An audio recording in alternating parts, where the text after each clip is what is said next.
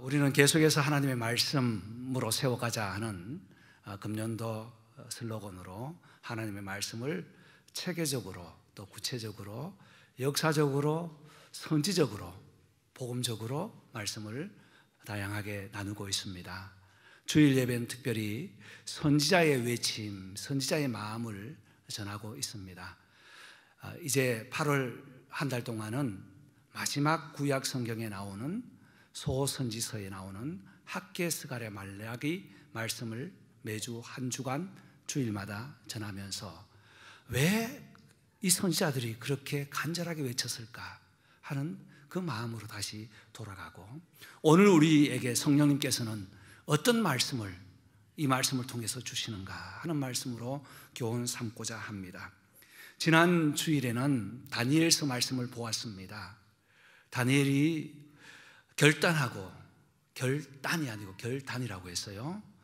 결단은 마음에 작심하는 것이고 결단은 망하는 것이다 하는 말씀을 한국어로 지난주에 말씀을 드렸어요.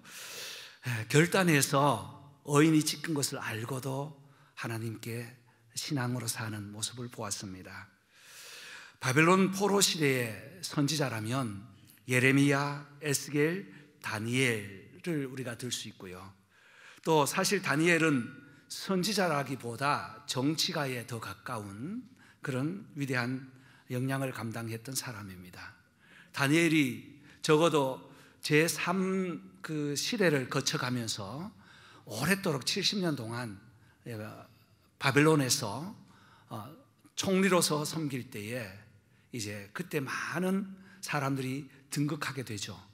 우리가 잘 아는 느헤미야 같은 경우도 그렇고, 또 에스라, 에스더 다 마찬가지입니다.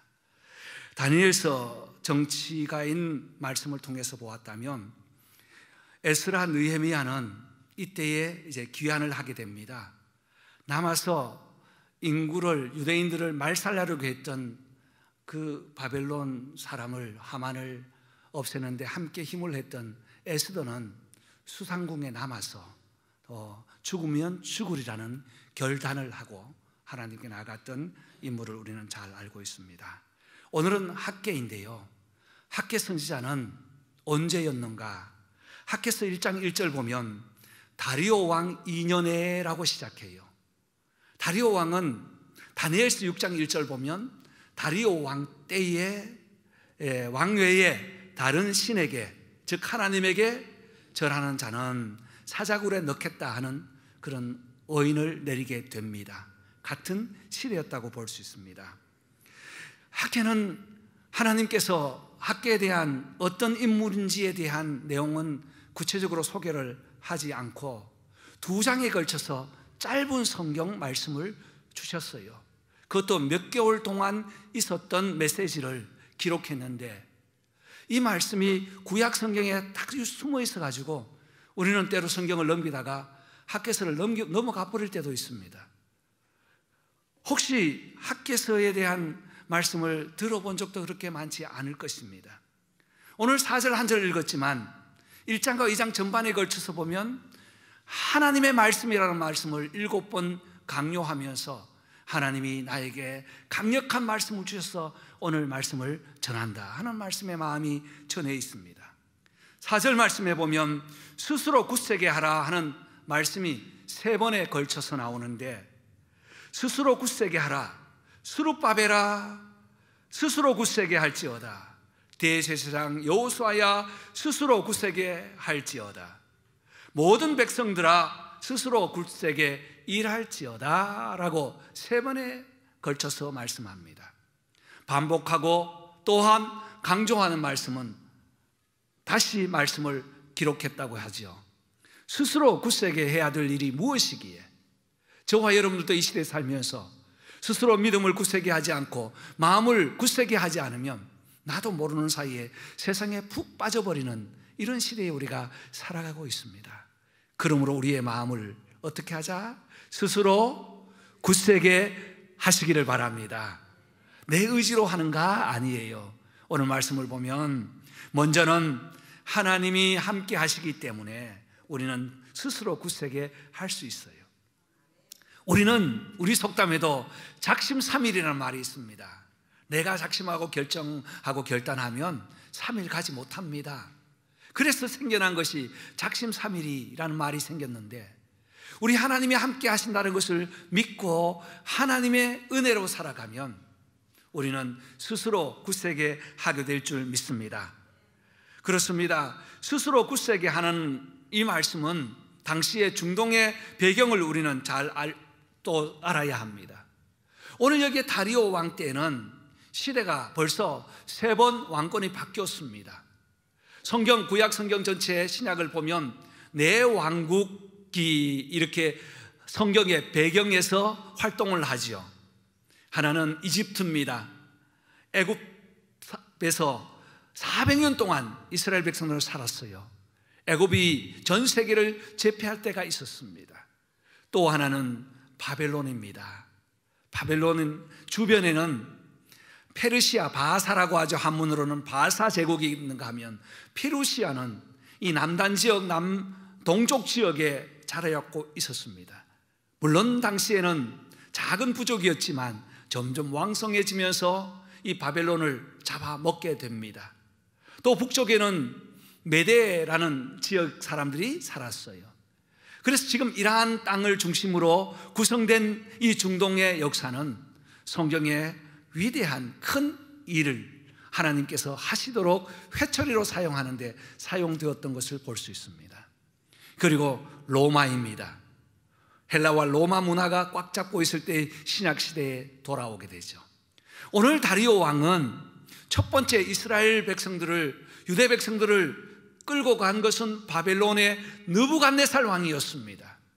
그런데 그는 이제 결국은 이 바사 제국의 페르시아에 잡히게 되죠. 그때 고레스 왕이 정권을 잡자 포로로 잡아왔던 모든 소수민족들을 해방시켜 줍니다. 그래서 고레스 왕이 어인을 찍어서 다 돌아가도록 합니다. 그리고 고레스 왕이 끝나고 나서 다음에 일어난 왕이 다리오 왕 때예요. 이스라엘 백성들도 고레스 왕 때 어인을 가지고 돌아옵니다. 많은 백성들이 1차, 2차, 3차에 걸쳐서 돌아오게 되지요. 돌아와서 성전을 건축하다가 사마리아 근동에 있었던 사람들이 반대하는 바람에 성전 건축이 약 16년 정도 중단됩니다. 여러분, 오늘 성경 학개서 1장 말씀을 보면 중단되었을 때 그들의 삶이 어떻게 되었는지 1장 4절부터 잘 나와 있어요.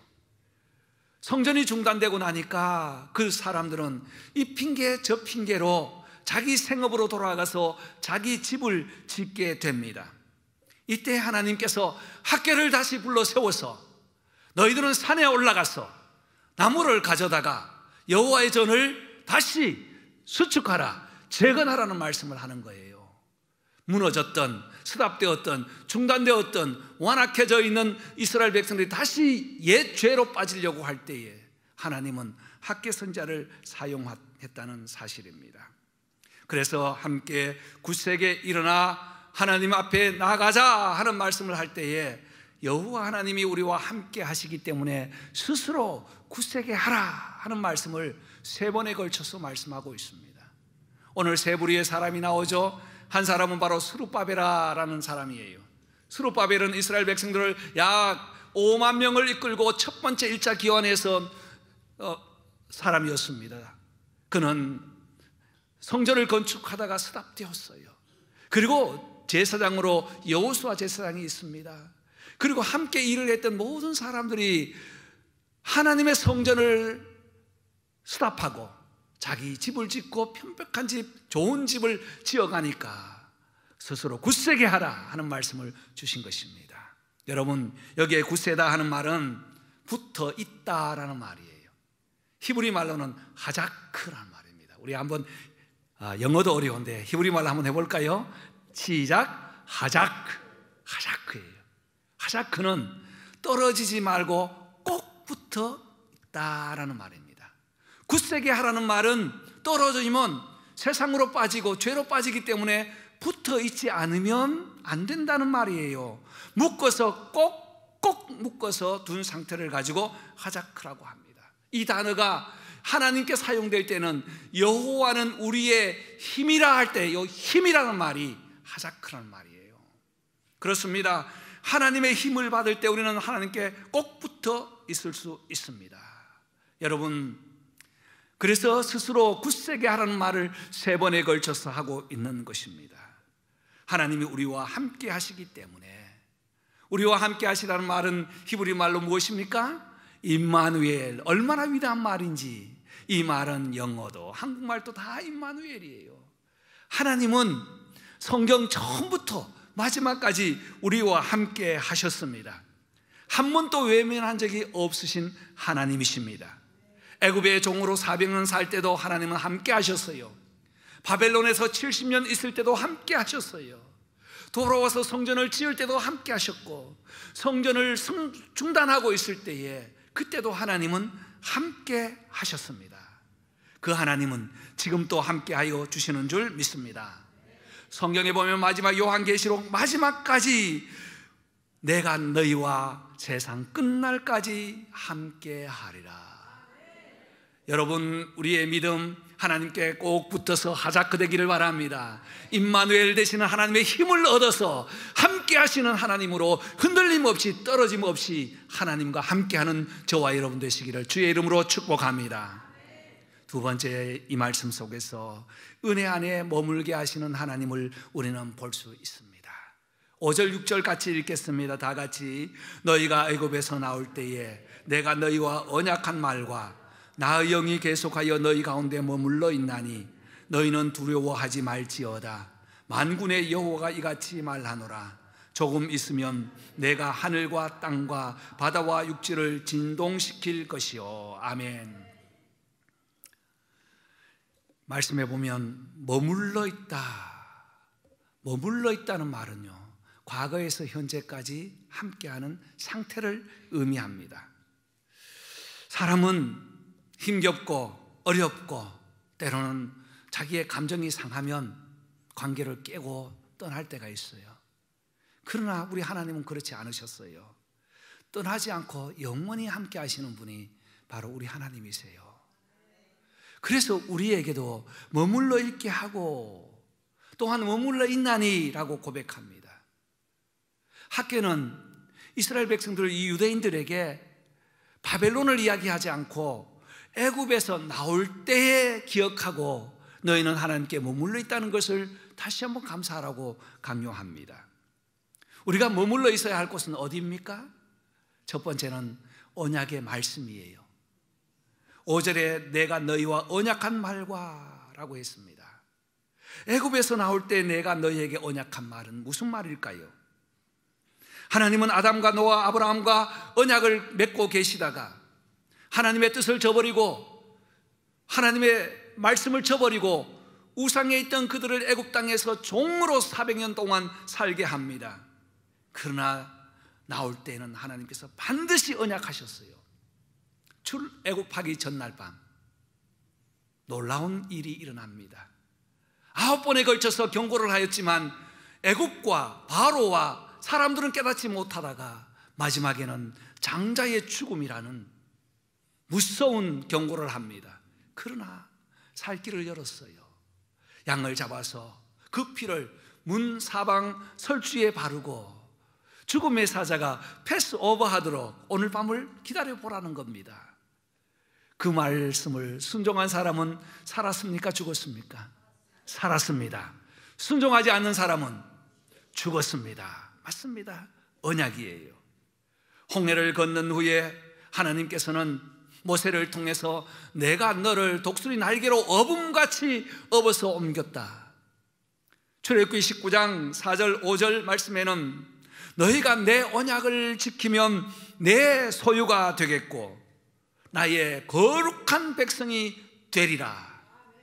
소유가 되고 거룩한 백성이 되는 방법 하나는 언약을 지키면, 다 같이 언약을 지키면, 말씀을 지키면 하나님 안에 소유가 되어 머물러 있게 해주겠다고 약속했습니다. 이 약속은 한 번도 흐려지지 않았어요. 성경 경찰을 보십시오. 눈을 닦고 보시고요. 요즘은 우리 성도님들이 안구 수술을 많이 하셔가 안 닦으셔도 돼요. 마음을 닦고 보십시오. 하나님은 한 번도 언약을 파기한 적이 없다고 하셨어요. 이미 파기할까 봐 하나님께서는 스스로 우리에게 무조건적인 언약, 조건 없는 언약, 일방적인 언약으로 예수님을 보내주셔서 예수님의 말씀을 믿으면 산다, 예수를 믿으면 산다고 우리에게 약속해 주셨습니다. 뿐만 아니라 언약 말씀이 우리 안에 거할 때 성령께서는 우리 안에 머무르고 계십니다. 5절 중반에 보십시오. 나의 영이 계속하여 너희 가운데 머물러 있나니.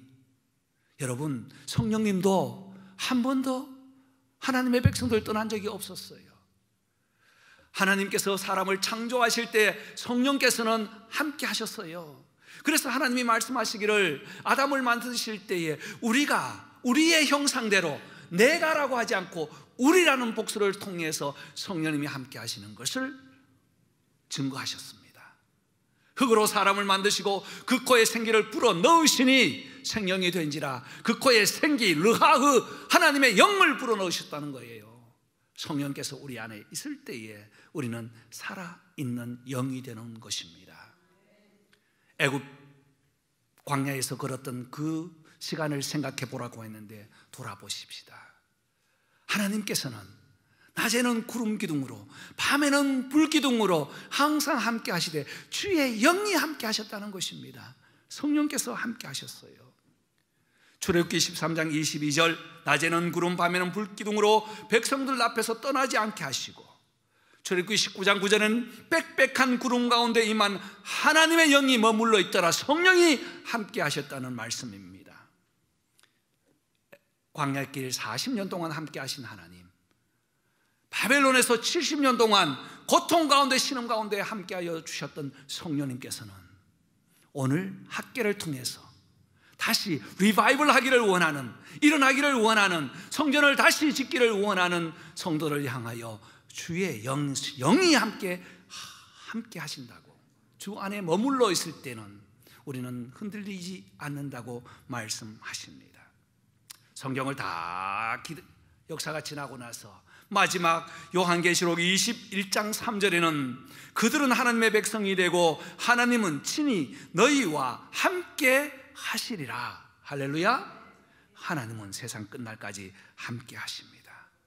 이것이 오늘 학계의 말이 아니라 여호와의 말이니라, 여호와의 말이니라, 여호와의 말이니라고 3번이나 강조하고 2장밖에 되지 않지만 7번 학계서에는 여호와의 말이라는 것을 강조하고 있습니다. 그렇습니다. 하나님께서는 우리에게 다시 은혜 안에 머물기를 원하고 계십니다. 또 놀라운 일은요, 우리가 다 읽지 않았지만 2장 1절 보면 7째 날 곧 그날 21일에 여호와의 말씀이 다시 임해서 오늘 말씀을 주셨어요. 왜 7째 달 21일이라고 했을까요?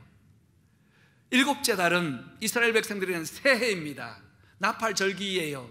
모든 추수를 다 정리하고 이제 초막을 만들어서 함께 광야에서 지냈던 그 기간, 하나님의 은혜를 기억하면서 하나님을 다시 찬양하는 그 기간이에요.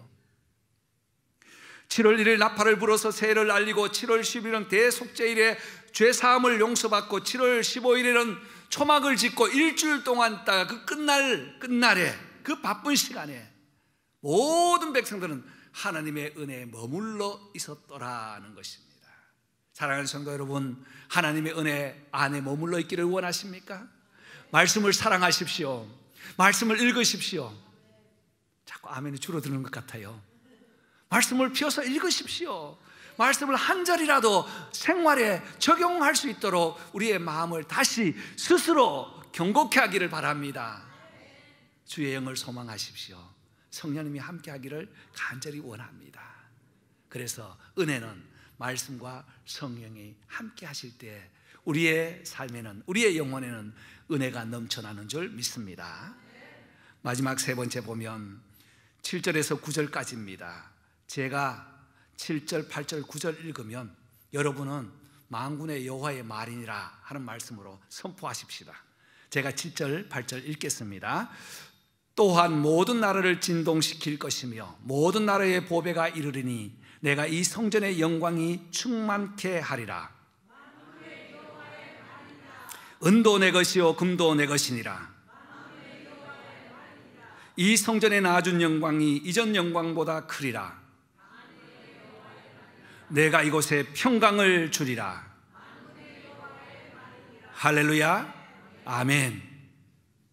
우리가 굳세게 있어야 하는 이유, 또 굳세게 하시는 하나님은 다시 오실 주님을 우리가 소망하기 때문에 굳세게 있을 수 있어요. 학계는 오늘 이 말씀을 전하면서 성전 짓는 데 포커스가 아니었습니다. 만군의 여호와의 말이니라, 이 말씀이 계속 반복해 나오는 것은 뭔가 다른 의도가 있다는 거예요. 왜냐하면 모든 나라를 진동시킬 것이며 모든 나라의 보배가 이룬다는 거예요. 성전을 우리가 함께 산에 올라가서 나무를 가져다가 전을 짓자고 했는데 이 전을 짓는 거 보면서 3절 보니까 어떤 사람들이 막 엉엉 울기 시작합니다. 에스라에도 보면 이 말씀이 반복되어 있어요. 이 말씀은 사실 에스라서 4장과 5장 사이에 들어가야 되는 말씀입니다. 에스라가 성전 짓는 그 장면을 보면서 어르신들이 엉엉 울어요. 왜 우냐면 솔로몬의 성전은 영광스럽고 화려한데 이 성전 틀을 놓는 거 보니까 이게 뭐냐, 초라하기 짝이 없거든요. 그래서 적어도 그 성전 틀을 보면서 우는 사람들은 연세 많이 드신 분들이에요. 왜? 솔로몬의 성전을 보았던 사람이거든요. 그들이 바벨론 포로에 있을 때 성전 틀은 다 무너졌습니다. 그런데 그 장면을 보면서 엉엉 웁니다. 그런데 오늘 7절 말씀 보니까 이전 영광이 지금 영광 못하고 지금 영광이 그 영광보다 더 낫다라는 거예요. 3절에도 너희 가운데 남아있는 자 중에 이전 영광을 본 자가 누구냐? 이제 이것이 너희에게 어떻게 보이느냐? 이것이 너희 눈에 보잘것없지 않느냐라고 말씀하세요. 사람 보는 눈과 하나님의 시선이 다르다는 이미지를 우리에게 가르쳐 주는 겁니다. 사람들은 화려한 솔로몬의 영광을 흠모합니다. 왜냐하면 솔로몬의 영광의 그 성전은 아버지 다윗이 많은 재료를 각처에서 동서남북에서 각종 포화를 다 모아서, 나무도 좋은 나무, 향나무를 다 모아서 그 아들 솔로몬이 지었거든요. 그런데 지금은 산에 올라가서 나뭇가지를 꺾어 와서 짓고 있단 말이에요. 무슨 나무, 얼마나 큰 나무, 좋은 나무를 가져왔겠어요. 솔로몬의 성전은 백향목으로 향기 나는 냄새나는 쫙 짓는데 나무를 찍어 가지고 짓기를 시작하니 지금 보잘것없는 그 나무. 그런데 학계가 선포한 것은 이전 영광보다 낫다라는 것입니다. 이 말씀이 무슨 말씀입니까?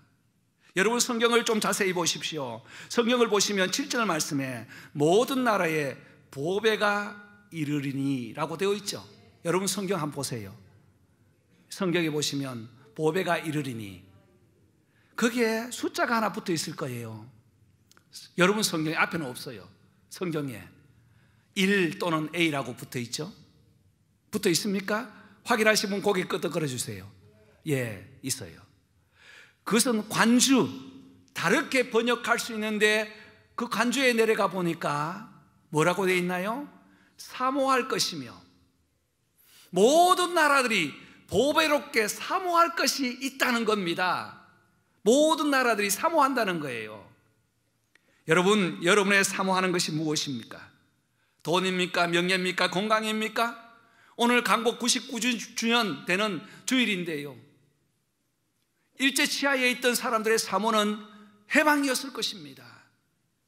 그런데 오늘 여기에서 모든 백성, 모든 나라가 사모할 보배는 바로 메시아가 온다는 사실입니다. 이 전을 보면서 너희들은 모든 나라가 사모하는 그 보배로운 메시아를 다시 한번 기억해 보라는 것입니다. 여러분, 그렇습니다. 성전의 주인 되신 주님께서는 이 땅에 오셨어요. 보잘것없이 오셨어요. 사람들에게 로마의 황제, 로마의 왕보다 아주 보잘것없이 오셨습니다. 그러나 그 주님은 온 열방을 다스리고 지금 온 세계가 그분을 향해서 영광과 찬송과 존귀를 올리고 있다는 사실이 얼마나 놀라운 역사입니까? 여러분, 금년도가 몇 년도 되죠? 2024년이에요. 여러분, 2024년을 쓸 때에 늘 우리 주님을 생각하면서 써야 돼요. 어떻게 보잘것없이 초라한 나사렛에서 한 아기가 태어났는데 세계 역사를 완전히 뒤집어 바꾸어서 새로운 연도가 시작되었단 말입니까? 이것이 바로 보배롭고 사모할 메시아라는 사실입니다. 당시에 성전을 지으며 이 초림의 주님을 사모했던 백성들이 있었다면 지금은 저와 여러분 다시 오실 주님을 사모하고 보배롭게 여기는 성도들 되시기를 주님의 이름으로 축복합니다. 이 주님이 오실 때에 큰 영광으로 충만하게 된다고 하십니다. 이 메시아, 보배로운 메시아가 오실 때에 하늘에는 영광이요 땅에는 기뻐하심을 입은 사람들 중에 평화로다. 하늘에는 영광이었어요. 하늘의 영광이 이 땅에 오신 겁니다. 누가복음 2장 14절. 영광이 오셨어요. 그 영광은 온 나라를 다스립니다. 온 나라를 세워갑니다. 어둠에서 자유를 줍니다. 죽음에서 생명을 부활시켜 줍니다. 그 주님은 우리와 오늘 또 함께 하십니다. 수요일마다 공부하는 요한계시록 5장 12절에는 모든 영광과 존귀와 능력이 세세 무궁토록 그에게 있을지어다.